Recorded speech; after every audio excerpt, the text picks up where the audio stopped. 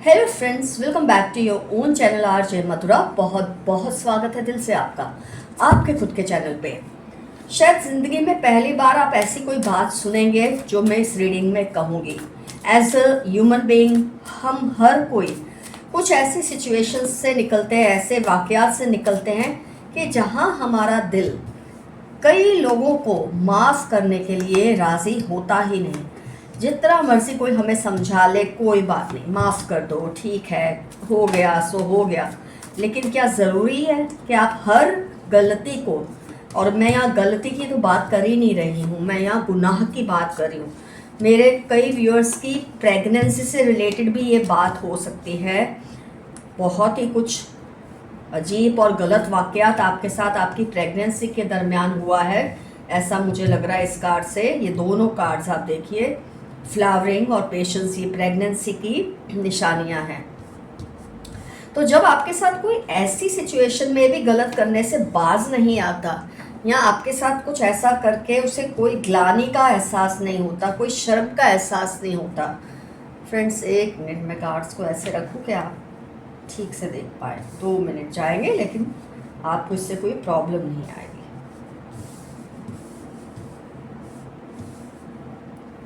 Okay, चलो।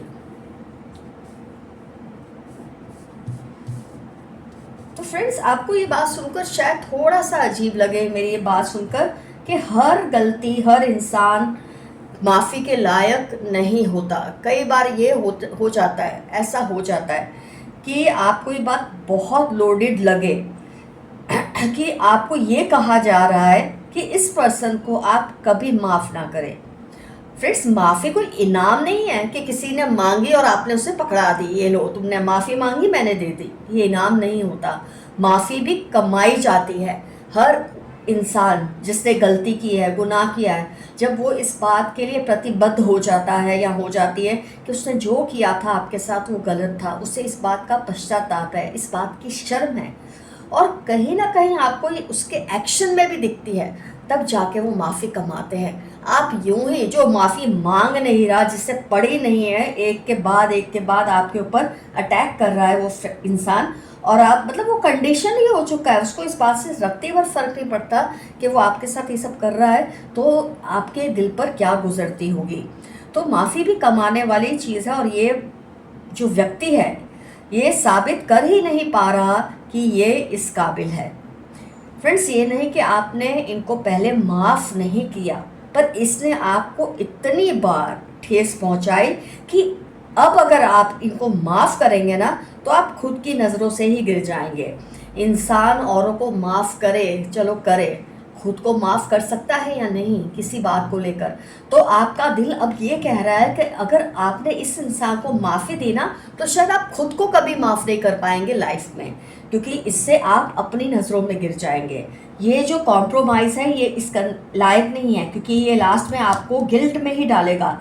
इतनी intensity से आपको परेशान करेगी। कई बार किसी को माफ़ कर देना आपको हल्का कर देता है, कई बार ऐसे इंसान को माफ़ करना जो माफ़ी के लायक नहीं था, आपके दिल पर सदा का बोझ डाल देता है। इसे इस बात का पछतावा ही नहीं कि इसने आपके साथ कुछ किया, बुरा सही गलत कुछ भी, ये बार बार चीज़ होती रही है जो रिपीटेड गलती है, और वो गुनाह बन जाती है, फिर वो गलती नहीं रहती। तो इसको माफ़ करके आप खुद के ही गुनहगार बन जाएंगे। तो चलो, औरों को तो सज़ा दिलाना या उसको बोलते ना कि आपके उसको वो जस्टिस दिलाना आपकी जिम्मेदारी है, तो खुद को जस्टिस दिलाना क्या आपकी जिम्मेदारी नहीं है? ये चीज़ अब आपको इस पॉइंट पे फील हो रही है। ये तो ऐसे बिहेव कर रहे हैं फ्रेंड्स कि ये जैसे इन्होंने कभी आपसे कुछ गलत कहा है, ना कभी कुछ बोला है। उल्टा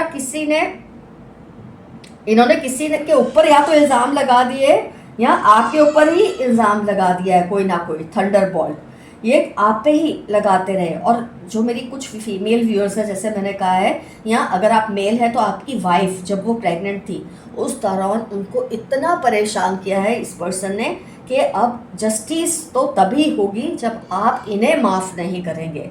ये माफ़ी के लायक है नहीं। और ये भी नहीं कि वो माफ़ी मांग रहे हैं आपसे, बिल्कुल नहीं मांग रहे। अगर बोलते भी होंगे तो किसी के कहने पे बोल देते होंगे, अच्छा चलो मुझे माफ़ कर दो, क्योंकि किसी ने उनको फोर्स किया। लेकिन इनका कोई मूड नहीं कि ये आपसे माफ़ी मांगे। तो ये जो इल्ज़ाम अगर कुछ गलत करते हैं, या तो आप पे लगा देते हैं या औरों पे लगा देते हैं, लेकिन खुद कोई बात को मानने के लिए राज़ी नहीं है कि इन्होंने कोई गलती की भी है या नहीं। बस खुद को बचाने के लिए कुछ भी कर सकते हैं। फ्रेंड्स, आपका दिल ये जानता है कि अब इनको माफ़ किया तो ये वार और भी जहरीला और घातक हो सकता है। इन पर अब आपको ट्रस्ट नहीं दिखाना। कई बार किसी को माफ़ करने का मतलब होता है अभी भी मुझे तुम पर ट्रस्ट है। और अब आप अपनी सेल्फ रिस्पेक्ट और ताकत दोनों को ही खो देंगे अगर आपने इसको ये फील करा है कि आपने इसे माफ़ किया है। और ये सच भी है फ्रेंड्स। जब बार बार हम लोगों को, उन लोगों से आसपास मोटिवेशनल होते हैं कई लोग, जब भाषण वो हम सुनते हैं ना उनके, माफ़ करो, आगे बढ़ो, इसका मतलब तब सार्थक फ्रेंड्स होता है कि जब गलती करने वाला उस चीज़ को समझे, गुनाह करने वाला उस बात को महसूस करे, ना कि उनको माफ़ करो जो बार बार गुनाह करते हैं, घाव देते हैं। ये घाव नहीं तो नासूर बन जाते हैं और आपको ज़िंदगी भर परेशान करते हैं। कई बार आपका दिल, आपका आत्मसम्मान ही आपको कोसता है कि तुमने इस इंसान को कैसे माफ़ कर दिया, इसने मेरे साथ क्या किया। मेरे साथ क्या किया का मतलब है आपकी रूह आपसे शिकायत कर रही है, इसने मुझे कितना तड़पाया, तुमने इसे कैसे माफ़ कर दिया। यहाँ आपके दिल में सवाल आएंगे फ्रेंड्स कि माफ़ करना या नहीं करना, इसमें क्या फ़र्क है। तो मैं आज आपको एक बात बता दूं कि माफ़ करना होता है कि आप अपने गुनहगार को बोल देते हैं कि आपने उनको माफ़ किया और अब आप मूव ऑन हो चुके हैं और उसे भी मूव ऑन हो जाना चाहिए।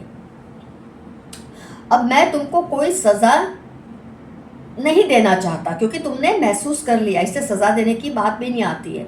जब इंसान सबक ले लेता है अपनी गलतियों से, उसे शर्मिंदा होना पड़ता है, वही उसकी सज़ा होती है। लेकिन ना माफ़ करने का मतलब ये है कि मैं तुमको अब वो जगह नहीं दे सकता या दे सकती जो पहले तुम्हारी जगह मेरी लाइफ में थी। Now I don't want to trust you, I can not trust you and so move on. मैं करना चाहता हूँ या चाहती हूँ, उससे मूव ऑन करना है नहीं करना है, इससे आपको रत्ती भर भी फर्क नहीं पड़ता है। मतलब आप उससे ना माफ़ करके ये समझा रहे हैं कि आप तो आगे बढ़ जाएंगे, लेकिन शायद वो अपनी उसी इमोशनल जो एक ट्रॉमा है ना, उसी में वो ठहर जाएगा या ठहर जाएगी, वो आगे नहीं बढ़ पाएगा या नहीं बढ़ पाएगी। और ये इतना बड़ा बोझ हो जाता है उस इंसान के ऊपर कि कभी ना कभी वो रिग्रेट करता ही है। जो आप उससे कभी नहीं करवा सके, वो आपके ना माफ़ करने पर उसको ये रिग्रेट ज़बरदस्त महसूस हो सकता है। जब आप क्लियरली बोलते हैं I don't forgive you, I don't want to trust you and I am moving on. तुमको जहाँ रहना है तुम रहो, मैं तुम्हारे से अब कोई रिश्ता नहीं रखना चाहता या नहीं रखना चाहती। और जब मौका मिले उस बर्ताव के लिए उसे सज़ा भी दें, यही आपकी ताकत और नैतिकता की सफलता होगी, उसमें इजाफा होगा फ्रेंड्स। तो आज मैंने आपको बहुत ही एक अलग नज़रिए से समझाया है, क्योंकि जब हम रीडिंग करते हैं ऐसे केसेस आते हैं कि कई लोग ये बात हमको जब पूछते हैं कि दिल करता ही नहीं माफ़ करने का, ऊपर से हमने फोर्स किया जाता है कि आप माफ़ कर दो। तो ये तो खुद के साथ हम वो जो बोलते हैं ना गुनहगार है, हम खुद के ही बन जाते हैं। आपको खुद का गुनहगार नहीं बनना। नहीं माफ़ करके आप उस पर्सन को ऐसा सबक सिखाएंगे कि उसकी आने वाली 10 पुश्तें आपको याद रखेंगी। तो फ्रेंड्स, यहाँ मैं आपको एफर्मेशन दे दूँ कि you don't deserve my sympathy, तुम मेरी सहानुभूति के लायक हो ही नहीं। ये रहेगा आज का आपका एफर्मेशन। आइए देखते हैं angel messages for today's reading. आपके दुश्मनों को कोई सबक सिखाना चाहते हैं। हो सकता है आपके कोई दोस्त हो, आसपास कोई पर्सन हो या आपके पूर्वज हो। Fight is going on between your and their ancestors. देखिए साथ में ये कार्ड आ गया, आपके और उनके एंसेस्टर्स के बीच में लड़ाई हो रही है और आपका पलड़ा भारी है। You are god's favourite child, rejoice. Gemini Virgo 1921 जनवरी आपकी लाइफ के इंपॉर्टेंट टर्म्स है। आप ऊपर वाले के फेवरेट हैं। ये चाहकर भी आपसे दिल की बात नहीं कर पा रहे। किसी को आपसे कुछ बात कहनी है दिल की, लेकिन चाह के भी नहीं कह पा रहे। कोई बात नहीं, आप थोड़ा वक्त देखिए, वक्त गुजर जाएगा तो शायद वो कहेंगे। हो सकता है ये वो पर्सन है जिसको आपने कभी माफ़ किया ही नहीं और वो आपसे ये बात शेयर करना चाहते हैं कि उनके दिल पर बहुत भारी बोझ है। आपके कुछ फैमिली मेंबर्स को आपसे बहुत गुस्सा है। जेठानी, भाभी, बहन, बेटी, फीमेल एनर्जी बहुत स्ट्रांग आई है। लोग चाहते हैं आप उनके जैसे बने, but you are one in a lakh. कई लोग चाहते हैं कि आप उनकी जैसी बात करें, उनके जैसे बन जाए, लेकिन आपको कुदरत कह रही है कि आप तो लाखों में एक है। आपको उनके जैसे बनने की कोई ज़रूरत नहीं है। इनकी हैसियत आपकी वजह से ही है, पर इनको ये बात बहुत बाद में समझ आएगी कि इनकी जो वैल्यू है वो आपकी वजह से है। अब जब आपने उनका साथ छोड़ दिया और आप मूव ऑन हो गए, उस इंसान को अपनी 2 टके की औकात याद आती है। इनको अब इलाज की ज़रूरत है। They are severely depress. हो सकता है ये वो इंसान हो जिसको आपने माफ़ी नहीं दी, आपका मन मान ही नहीं रहा कि आप उसे माफ़ी दें, और ये सीवियर डिप्रेशन में जा चुके हैं और ये डिज़र्व करते हैं। Your maid is helping them to do all this. अगर आपके साथ कुछ ऐसा कुछ गलत हो रहा है ना, इसमें आपका कोई स्टाफ भी इन्वॉल्व है, ऐसा मैसेज आ रहा है। Money will soon come your way. ARI 55 सितंबर आपकी लाइफ के इंपॉर्टेंट टर्म्स है। ढेरों पैसा आपकी लाइफ में आएगा। चलो ढेरों नहीं तो थोड़ा ज़रूर आएगा। अब आपने ठान लिया है तो हर हाल में आप करेंगे। जो आपने ठान लिया है ना कि करना है, इसे माफ़ नहीं करना है, तो ना करें, ये करके दिखाएं। इससे आपकी जो अंदरूनी ताकत है, आपकी जो खुद के लिए इज्जत है, आपकी रूह का जो आपसे रिलेशन है और भी मजबूत होगा। हर बार सिर्फ माफ़ी देना ही सॉल्यूशन नहीं होता, कभी कभी नहीं माफ़ करना भी सॉल्यूशन है। लेकिन बोझ अपने दिल पर नहीं रखना है आपको किसी भी तरह का, ये उसका सबसे बड़ा फंडा है। फाइनेंशियली ग्रो ना, you have had enough of it. आपने बहुत ही फाइनेंशियल क्राइसिस देखी है, लेकिन अब ये ख़त्म हो जाएगी। Threatening you but remain fearless. कोई आपको धमकाने की कोशिश करते हैं किसी बात को लेके, लेकिन आप निडर रहें, घबराएं ना। Someone is manipulating your generosity. मई सितंबर 13 उनकी लाइफ के इंपॉर्टेंट टर्म्स हो सकते हैं जो आपकी उदारता का गलत फ़ायदा उठा रहे हैं। डॉक्टर और पैरामेडिकल साइंस, ये जो पर्सन है जिसके बारे में हमने रीडिंग की है, हो सकता है कोई डॉक्टर हो या मेडिकल लाइन से इनका कोई काम हो, साइंस से रिलेटेड, मेडिकल लाइन से, डॉक्टरी से इनका कोई वास्ता हो। सब आपके विरोधियों से नफरत कर रहे हैं क्योंकि इन्होंने आपके साथ जो कुछ किया है उसके लिए आप माफ़ करें ना करें तो दूर की बात है, आपको प्यार करने वाले लोग ही इनको माफ़ नहीं कर रहे। Body marks, take care. LTX 92838 आपकी लाइफ के इंपॉर्टेंट टर्म्स है। आपके शरीर पर अगर नीले पीले हरे निशान दिखते हैं ना, तो उसका इलाज कीजिए या फिर उसे कवर करके रखिए, तभी ये ठीक होंगे। ये एक तरह की नेगेटिव मैनिफेस्टेशन है आपके खिलाफ जो किसी ने की है, उसका असर है। उसे फाइट करना बहुत ज़रूरी है, या उसे ठीक करें या उसे छिपा कर रखें, दोनों में से कोई भी एक चीज़ ज़रूर आपको करनी है। Someone is blocking your throat and heart chakra, be careful। 6 अक्टूबर नवंबर इनकी लाइफ के इंपॉर्टेंट टर्म्स है। आप बोल ना सके ठीक से, आपके कम्युनिकेशन में प्रॉब्लम्स आए, आपका दिल कमज़ोर पड़े, आपको घबराहट हो, ऐसा ये चाहते हैं, लेकिन सक्सेसफुल नहीं होंगे। दे आर और have shifted to a new place. जिसके बारे में हमने रीडिंग की है ना, शायद वो नई जगह पे शिफ्ट हो गए हैं, चाहे अपना घर लिया या रेंट का, लेकिन शिफ्ट हुए हैं। Black magic through food and clothes. Gemini Scorpio 9 Wednesday इनकी लाइफ के इंपॉर्टेंट टर्म्स है। आपके ऊपर कपड़े और खाने के जरिए काला जादू करने की कोशिश करते हैं। आपकी लक बहुत स्ट्रांग हो रही है। May 1 जनवरी आपकी लाइफ के इंपॉर्टेंट टर्म्स हैं। आपकी लक आपके फेवर में काम कर रही है। Your friend is also involve in creating misunderstanding between you two. आप में और किसी और में इस वजह से मिसअंडरस्टैंडिंग्स हुई हैं और इसके लिए आपका कोई बहुत ही करीबी दोस्त भी जिम्मेदार है। Stop comparing your self with others. खुद को दूसरों से कंपेयर ना करें, आप बहुत बेहतर हैं। Very loyal sister. आपकी कोई सिस्टर है या सिस्टर जैसी कोई है जिसको आप ऐसा दर्जा देते हैं, वो आपसे बहुत लॉयल है। अब इनको लग रहा है आप बिल्कुल सही कह रहे थे। किसी को आपकी कोई बात अब सही लग रही है जो कि पहले जब आपने उनको कही होगी तब उनको गलत लगी, लेकिन आज वो फील कर रहे हैं कि आपने जो कहा था वो सही कहा था। Avoid being lazy. अगर आपको किसी बात को लेकर आलस आ रहा है, और ये आलस वो नहीं कि आप गैर जिम्मेदार हैं, ये आलस इसलिए आता है कि आप बहुत हर्ट हो जाते हैं। जब आप हर्ट होते हैं और उस प्रॉब्लम को सॉल्व नहीं कर पाते, तो कुदरत ही आपको थोड़ा लेज़ी कर देती है ताकि आपको आराम मिले। वो आप इसलिए लेज़ी नहीं होते कि आप बेपरवाह हैं, लापरवाह हैं। ये इसलिए होता है कि कुदरत आपको सॉल्यूशन की तरफ ले जाना चाहती है, और उसके लिए आपके माइंड को थोड़ा सा ऐसा बना देती है कि आपको कुछ करने का दिल नहीं करता, ताकि आपको किसी प्रॉब्लम के बारे में सोच कर उसका कोई सॉल्यूशन मिल जाए। टॉल मैन लव्स एक्सरसाइजिंग, जिसके बारे में हमने रीडिंग की है, शायद वो बहुत लंबा सा आदमी है और एक्सरसाइज करना उसे पसंद है। You are becoming powerful day by day, आप दिन ब दिन पावरफुल होते जा रहे हैं। नई शुरुआत होने वाली है। मार्च 1839 स्कॉर्पियो आपकी लाइफ के इंपॉर्टेंट टर्म्स है। कोई नई शुरुआत आपकी लाइफ में होने वाली है। आपके घर के आसपास आजकल ये चक्कर काट रहे हैं, बी केयरफुल। कोई है जो आपके घर के आसपास चक्कर काट रहा है आपकी इन्फॉर्मेशन इकट्ठी करने के लिए, आपके घर में किसी आपके मेंबर की इन्फॉर्मेशन इकट्ठी करने के लिए, आपसे ऑब्सेस्ड हैं, आपको प्यार करते हैं इसलिए। There are haters in your own friends and family cause you are always ahead of them. आपकी अपनी फैमिली में आपके हेटर्स हैं, दोस्तों में आपके अपने हेटर्स हैं, तो ज़रा आप केयरफुल रहिए। पास्ट में से निकल जाएं और आगे बढ़ें। आप उनको माफ़ करें नहीं करें ये बात तो छोड़ दो, आप मूव ऑन करो। आप चाहे उन्हें माफ़ करो या नहीं करो, मूव ऑन करना आपके लिए बहुत ज़रूरी है। ये पर्सन आपसे कंपैरिजन तो करते रहते हैं पर खुद किसी लायक है ही नहीं, बस यूं ही आपसे मुकाबला करने का शौक है। आपका अपना जो इस दुनिया में नहीं, आपको किसी तरह के इशारे दे रहे हैं, वो आपको समझा रहे हैं कि इस बात पर ध्यान दें। अब आप हील होने लगे हो, तो पास्ट ट्रॉमास में से निकल रहे हो। एरीज, कैंसर, कैप्रिकॉर्न आपकी लाइफ के इंपॉर्टेंट टर्म्स हैं। अब आप हील हो रहे हो क्योंकि आपने समझ लिया है आपको नेक्स्ट एक्शन क्या लेना है। Someone admires your beauty and brains, किसी को आपकी अक्लमंदी और खूबसूरती दोनों पे बहुत ही फख्र है।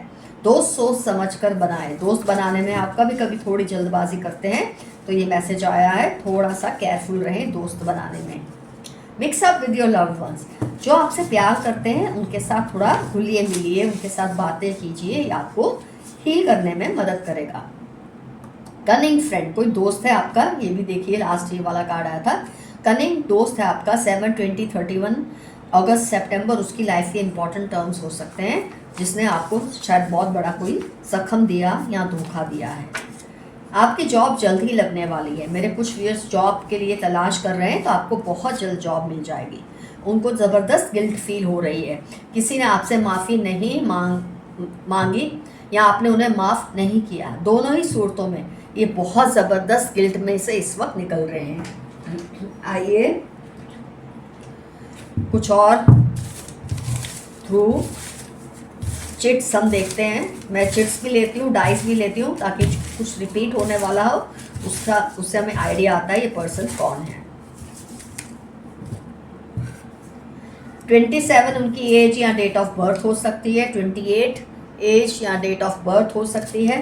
20 डेट ऑफ बर्थ हो सकती है। एस से इनका नाम हो सकता है। एन से इनका नाम हो सकता है। आर से इनका नाम हो सकता है। एम या डब्ल्यू, ये बहुत बार आता है, एम या डब्ल्यू करके देख लें, इनका नाम इससे हो सकता है। 26 एज या डेट हो सकती है। 4 इनकी डेट ऑफ बर्थ, घर का नंबर कुछ भी, मोबाइल का एंड के 2 नंबर ये है, स्टार्टिंग के 2 नंबर ये। 9 या फिर 6 डेट ऑफ बर्थ हो सकती है। कैसे भी आप देखें इसे, 14 डेट ऑफ बर्थ हो सकती है। अब मैं डाइस भी निकाल लेती हूँ।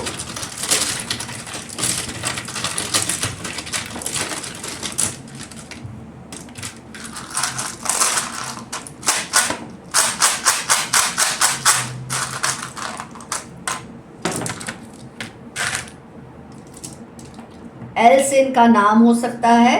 1 डेट ऑफ बर्थ हो सकती है। जी से नाम हो सकता है। ये एम फिर से रिपीट हुआ या इन्वर्स करो तो डब्ल्यू हो सकता है। जे से इनका नाम हो सकता है। 8 इनकी डेट ऑफ बर्थ हो सकती है। टी से नाम हो सकता है। बी से नाम हो सकता है। सी से नाम हो सकता है, और इसको आप ओ भी ले सकते हैं, या फिर किसी से, जैसे 1 के साथ 10 इनका डेट ऑफ बर्थ हो गया, ऐसे भी आप कर सकते हैं। तो इस तरह 4 के साथ 14 की एज हो गई, ये भी आप देख सकते हैं। ऐसे बहुत सारी आपको मैंने पहचान दे दी है। एम रिपीट हुआ है, और भी जैसे अगर रिपीट हुए हैं वो आप देख लीजिए, गौर कर लीजिएगा, इससे आपको बहुत सारा आइडिया मिल जाता है। तो फ्रेंड्स, कौन है ये जहरीला नाग या नागिन जिसने आपको, और मुझे तो खास तौर पे उन लोगों की फिक्र है जिनके साथ प्रेगनेंसी में ये सब हुआ था। ज़रूर मेंशन कीजिए क्या हुआ था और कौन था जिसने आपको तब प्रताड़ित किया, परेशान किया। Take care of yourselves, love you all, see you soon, your friend Madhura, stay safe and stay healthy, bye bye.